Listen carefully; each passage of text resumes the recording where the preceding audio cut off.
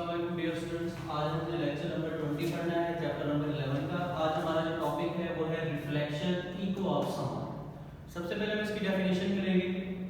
When the sound is incident on the surface of a medium, it bounces back into the first medium. This phenomenon is called echo or reflection of sound.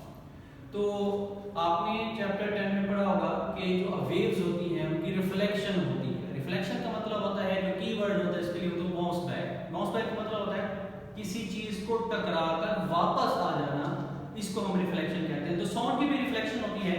आप जब बोलते हैं तो आगे कोई wall है या कोई ऐसी सरफेस है, उसको टकराकर आपकी आवाज वापस आती है, तो इसको हम रिफ्लेक्शन ऑफ साउंड कहते हैं, इसको इको कहते हैं।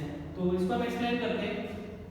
The sensation of sound persists in our brain for about 0.1 second. हम जो बोलते हैं, हमारी आवाज हमारे दिमाग में उसकी सेंसेशन जो है वो 0.1 सेकंड तक रहती है।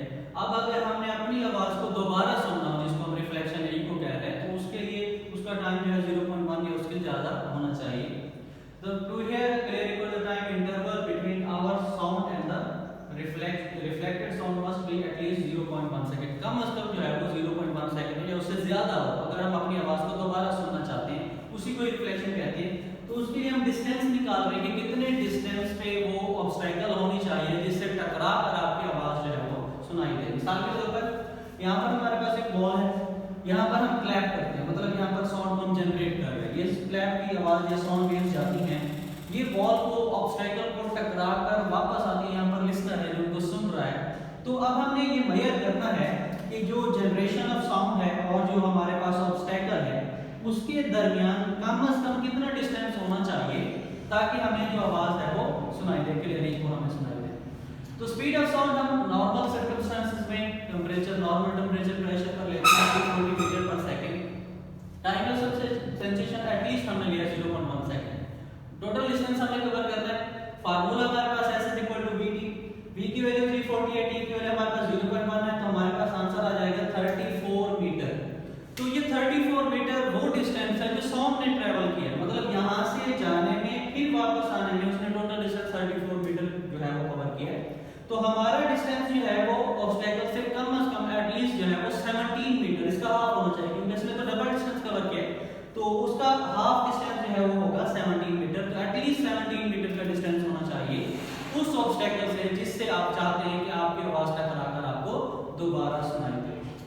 तो इसके लिए एक सिंपल एक्सपेरिमेंट है। रिफ्लेक्शन ऑफ साउंड को सुनने के लिए हम ये देखना चाहते हैं कि आवाज जो है वो सुनाई देती है, टकराकर किसी सरफेस से रिफ्लेक्शन होती है या नहीं होती।